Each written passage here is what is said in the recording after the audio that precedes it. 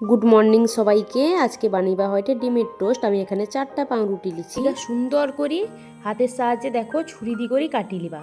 এমনভাবে কাটবো যেন পরীক্ষা রেজাল্ট বাড়াইছে, নাই তো কিন্তু একটু এদিক সেদিক হই নাই, পাউরুটির অবস্থা শেষ। এবারে দেখো আমি পাউরুটিগুলা কাটি লিছি। পাউরুটিটা সুন্দর হালকা করে আমি সেকি দিইটি একটা তাওয়ায়। দোকানে তো অনেক দিন ধরে রইতে পারে বানানো, সেই জন্য আমি সেঁকি দিইটি একটু তাওয়ায় ভালো করি। দেখো পাউরুটিগুলো আমার সুন্দর করে সেঁকা হয়ে গেছে।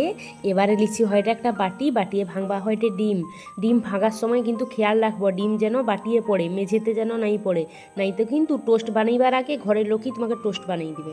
এবারে দেখো ডিমের ভিতরে দিয়ে দিচ্ছি একটু জিরা গুঁড়া, নুন, অল্প পরিমাণে পেঁয়াজ কুচি, কাঁচা লঙ্কা কুচি দি করে সুন্দর করে ডিমটা ফাটেই লিবা। এমনভাবে ফাটাইবনি যে পাশের ঘরের লোক আওয়াজ শুনতে পাই করে এসি করে জিজ্ঞেস করে কি রে কেক বানাওটু নাকি।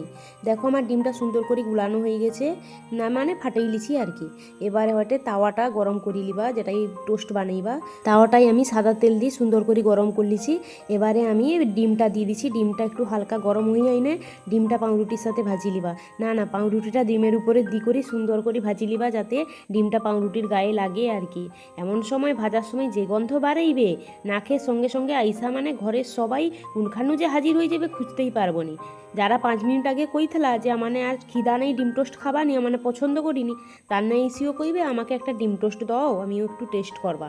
টোস্টটা এমনভাবে ভাজবো, খুব কড়া করে দিবনি, নাই তো কিন্তু পুড়ি যাবে, আবার কম ভাজবো নি, নাই তো কাঁচা রয়ে যাবে। তাই এমনভাবে ভাজবো যাতে সবাই খাই করি কয় আর একটা আছে দিব নাকি। দেখো আমার ডিমের টোস্ট কমপ্লিট হয়ে গেছে। আমি ছুরির সাহায্যে সুন্দর মাঝখানু কাটিয়ে দিচ্ছি। এবারে উপরে দিয়ে দিইটি হটে শসা আর সস একটু অল্প পরিমাণেই দিব, যেন টোস্ট খুঁজতে ম্যাগনিফাই গ্লাস নাই লাগে। এই হইলা আজকের 5 মিনিটের ডিমের টোস্ট। বানাইতে যত সহজ আর প্লেট ধুইতে ততই কঠিন খাওয়ার পর। কার কার ডিমের টোস্ট ফেভারিট সেটা আমাকে কমেন্টে জানাইবো। আমার ভিডিও ভালো লাগলে লাইক কমেন্ট করব, বন্ধুনাকার সাথে শেয়ার করব এরকম মজার রান্না দেখার জন্য। আজকে তাইলে আইসি, কালকে দেখা হবে নতুন রেসিপি লি। ততক্ষণ সুস্থ রইব, ভালো রইব। টাটা সবাইকে।